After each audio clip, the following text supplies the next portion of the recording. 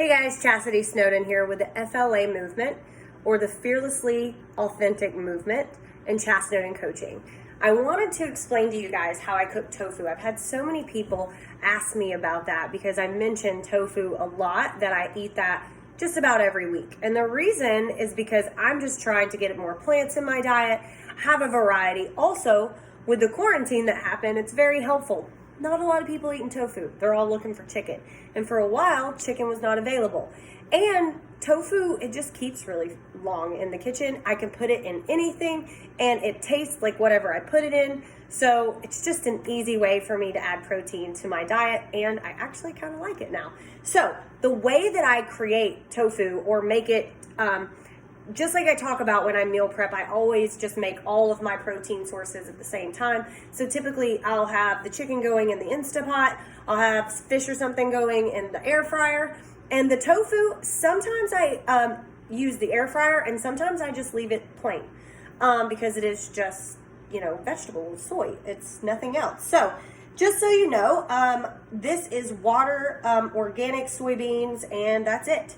It just contains soy, and I use this, I just already cut it. So it's organic tofu, super firm. The brand name is Nasoya. I get this at the Publix grocery store. All I do is I open it by cutting open the package, and it's very odd. The first time I did it, I was like, what is this? This is weird. It's like sponge. I don't know. This is gross. But once I got used to it, the texture doesn't bother me at all. And to be honest, the texture bothered me at first. So this is what it looks like. It's just a big ball. You can make it into anything. But what I do is I take this and I cut it in half. It takes a very long time. Cut it in half. Then I place it on a cutting board and on a clean towel. Then I take the towel and I cover up the tofu. Hi, Ollie. Ollie likes tofu. Just kidding. I don't feed him tofu. Then I take something heavy. This pot is super heavy. So I take it and I set it on top of the tofu. And I leave it there. And all I'm doing is soaking up all the water that was in the package. And that's all I do. And then once it soaks through and the towel is nice and wet, then I rotate it again, probably about 10 or 15 minutes later. And then I just cut it into squares, put it in a bowl, and throw it in the fridge. If I'm gonna put it in the air fryer, I simply turn it on about 350, maybe about 2 to 3 minutes, just get a little brown on the outside, and I'm done. The cool thing also about tofu is it comes in flavors. So I have 2 different other kinds that are in different flavors that I eat occasionally. And one is a teriyaki. It's rich, sweet, and tangy. So teriyaki, literally all I do with this is I do the exact same process. This is flatter, so I don't cut it in half. I just simply drain it, put it on a towel, and let the water seep out of it. And then I heat it up however I want. If I want to throw it in a skillet with some vegetables and some rice and heat that up, or if I want to put it in a salad, I leave it cold.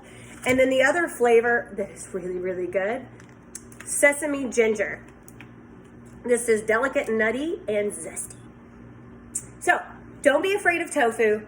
Give it a try. Also, if you can't find chicken in the fridge or in the grocery store, this is a great option. Just so you know, macronutrient wise, the teriyaki one has 7 grams of fat, and that is in one piece. So there's 2 pieces in this whole container, and 7 grams of fat in one piece. So this whole entire container has double that, 14 grams of fat, and it has 6 grams of carbs. 6 and 6 is 12, and then 14 grams of protein. So almost 30 grams of protein in just this little amount.